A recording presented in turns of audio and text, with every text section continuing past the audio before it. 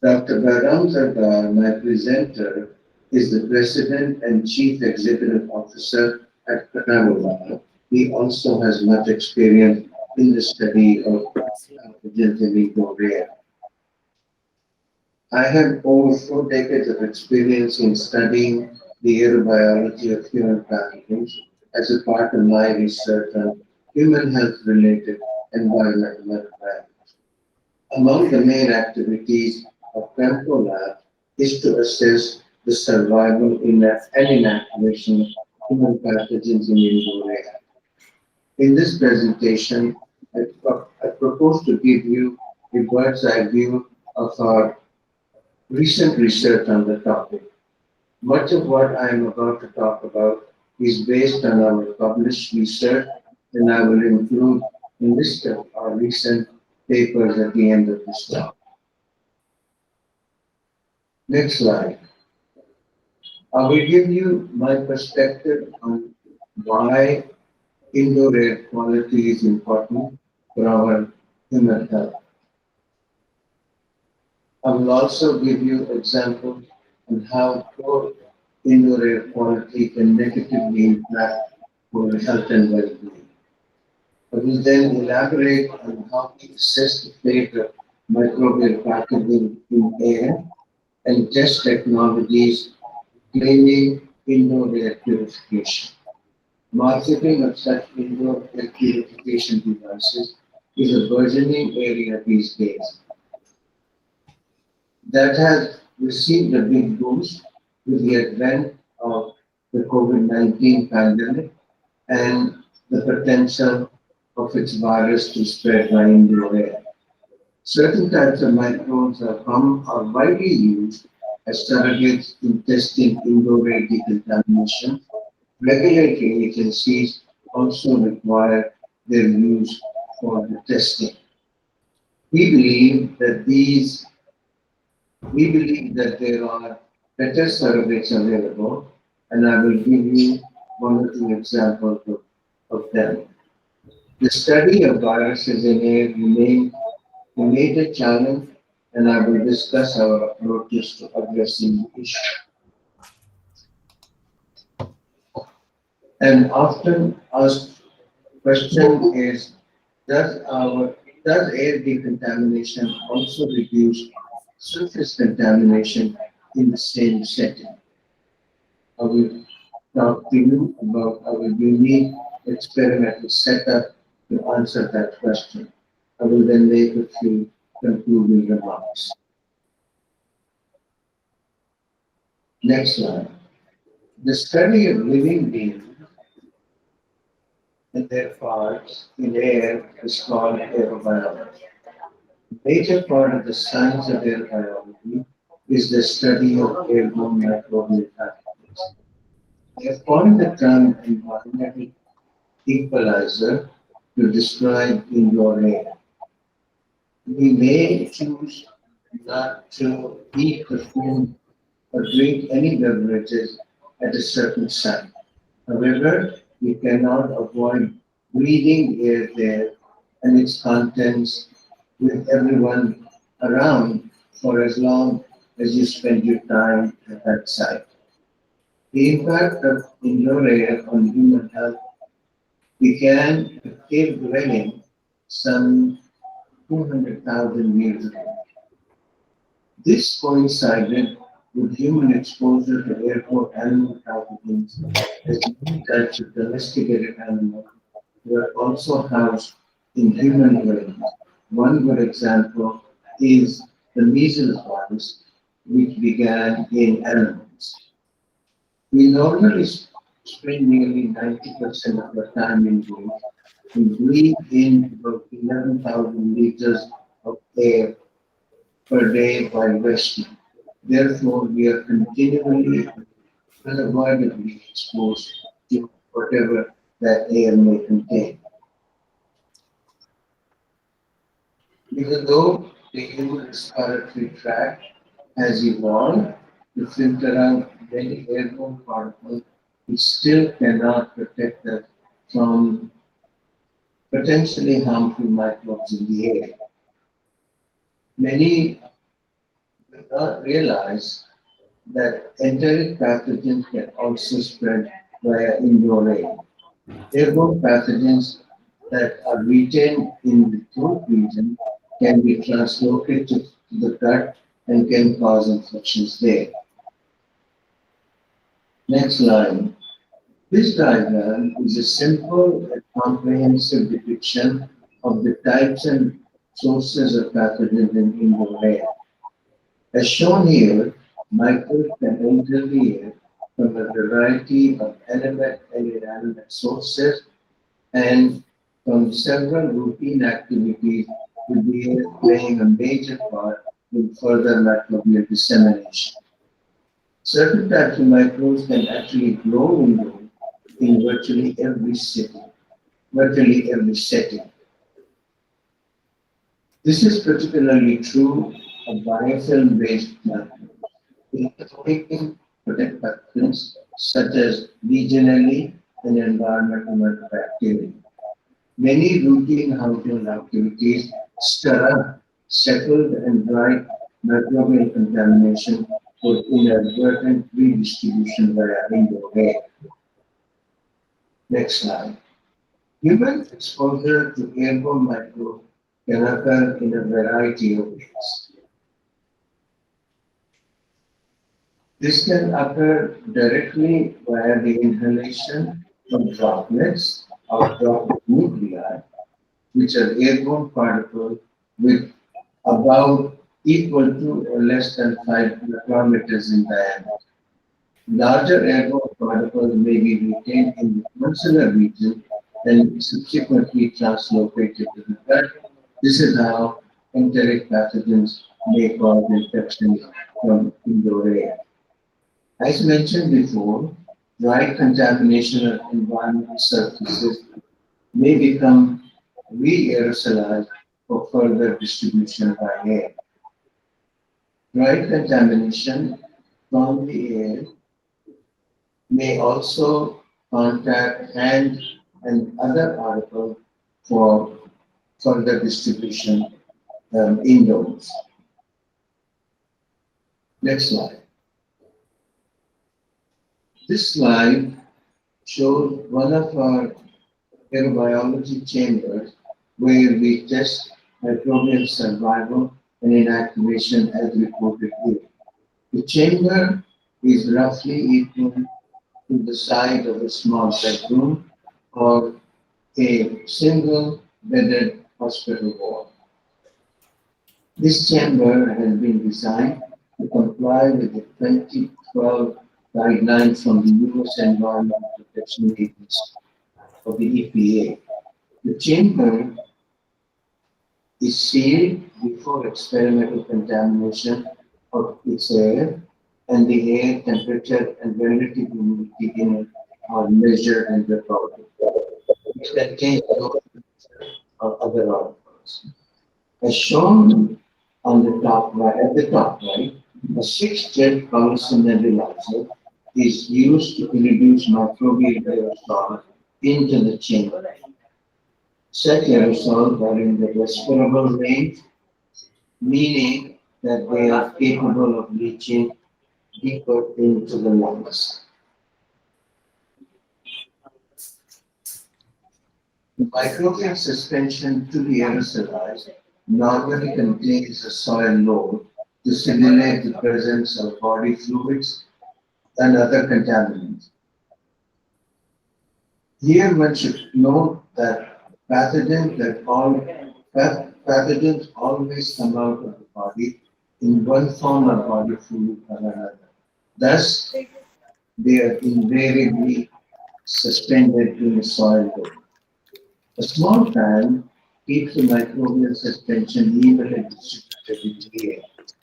As shown at the bottom right, an air sampling device is used to sample the air inside the chamber for its microbial content.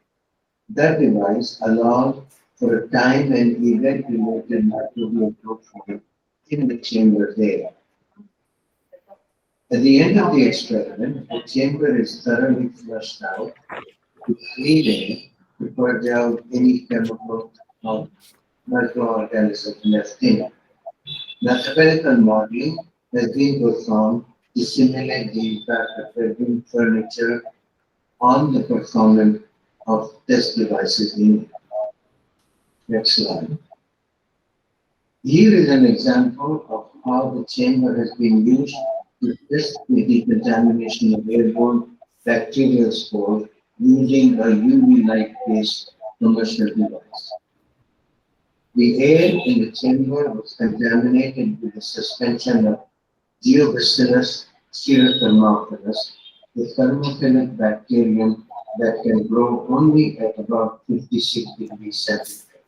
Such spores are safe for human health and do not contaminate any cultures.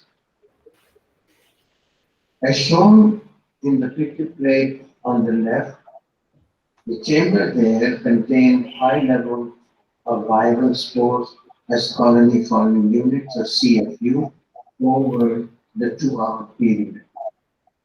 As can be seen from the plate on the right, there was a gradual reduction in the number of the CFUs as the device continued to operate in the chamber. This was a clear demonstration of the sporicidal activity of the device. By the way, the red color on the colonies comes from a vital dye incorporated in the culture medium to make the colonies more readily visible. Next slide. This slide shows the inactivation of MS2, the bacterial phage, as a surrogate for airborne human pathogenic virus. The picture plate at the left shows the plaque-forming unit of the phage evenly distributed over the 60-minute uh, air sampling period. The plate on the right shows the gradual reduction in the number of its plaque-forming units as the UV-based device operated in the chamber. The plaques were detected on the lawn of Escherichia coli, the host for MS2. In this next slide, please. In this experiment, we showed that the chamber could be used to demonstrate the activity of a chemical spray against an airborne gram-positive fungus. The air of the chamber was experimentally contaminated with the suspension of the test organism. The collection of an air sample from the chamber showed that the bacterial aerosols were evenly distributed with a concentration of about 4.6.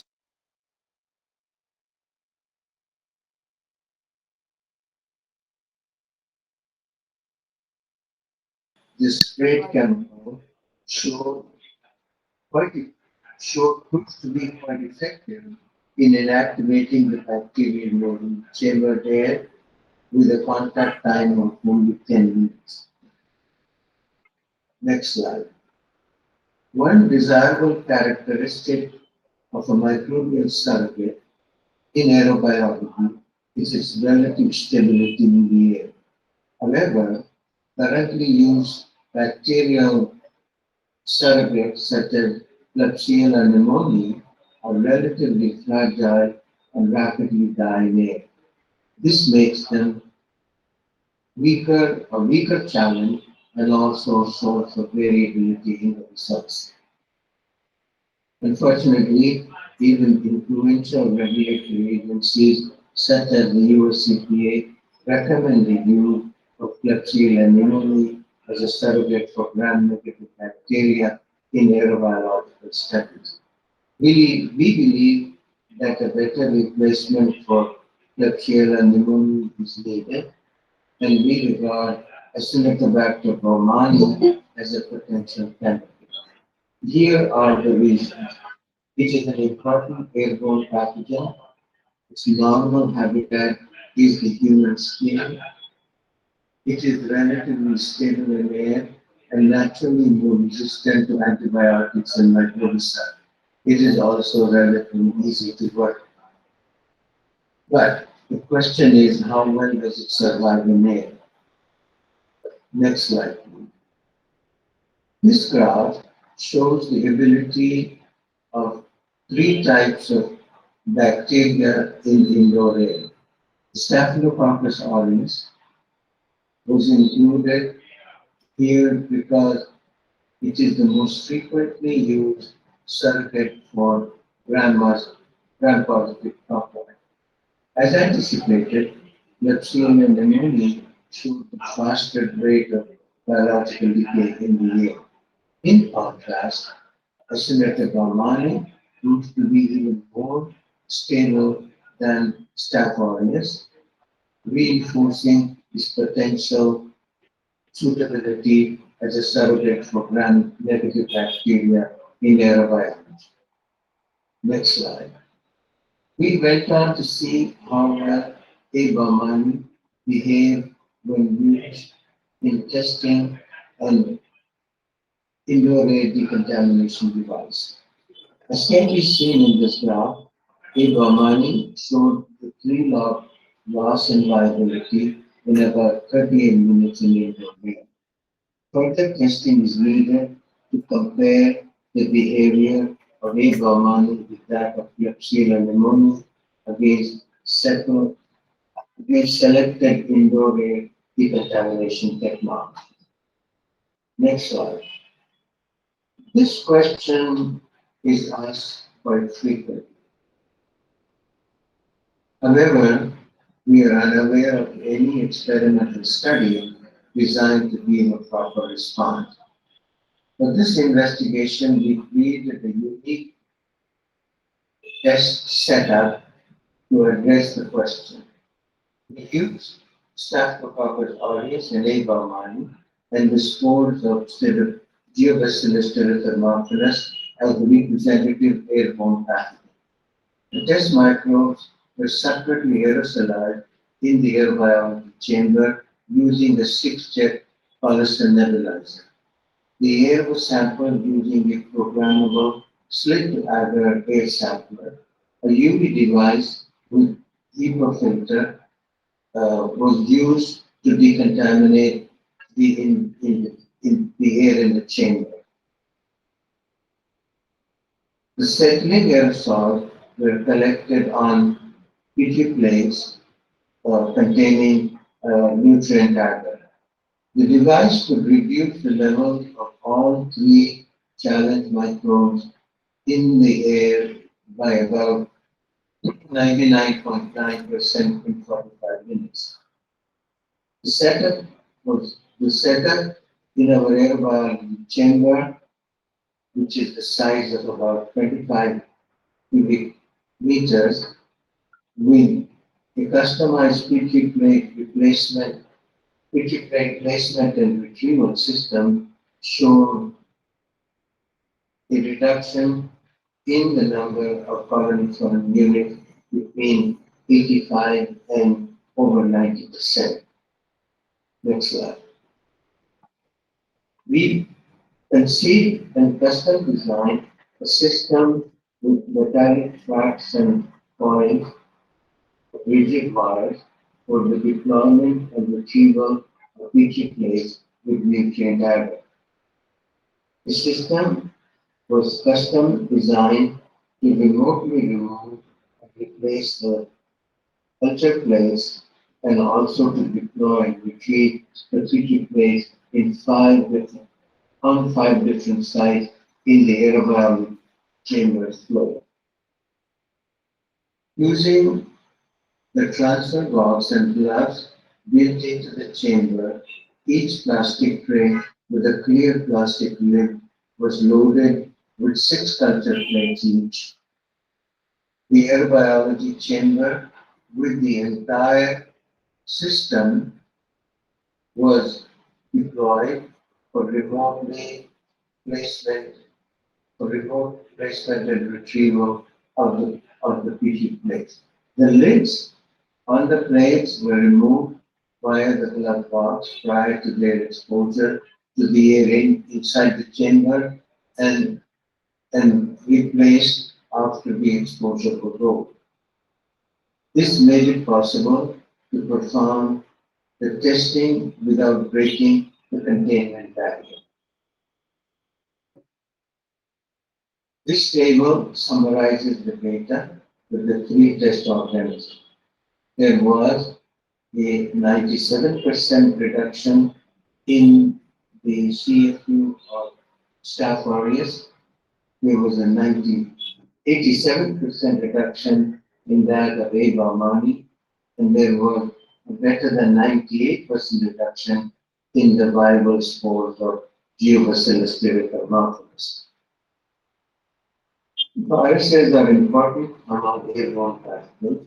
However, studying them in air remains a challenge, thus limiting our understanding of their fate and inactivation. Bacterial, bacterial viruses or bacteriophages, or sometimes called phages, present themselves as a potential surrogate for human pathogenic viruses in aerobiology. They are safe, easier to handle, less expensive to work with, while requiring no biohazard protection. In contrast, work with human or animal pathogenic viruses is considerably more expensive and skill demanding, while also requiring elaborate biosafety precautions. In this study, we attempted to directly capture two separate types of bacteriophages from experimentally contaminated air to test their survival in inactivation. We keep place with thinly spread lawns of the respective bacterial hosts were placed in an aerobiology chamber, and the air from the chamber drawn over the drawn directly over the Petri plates.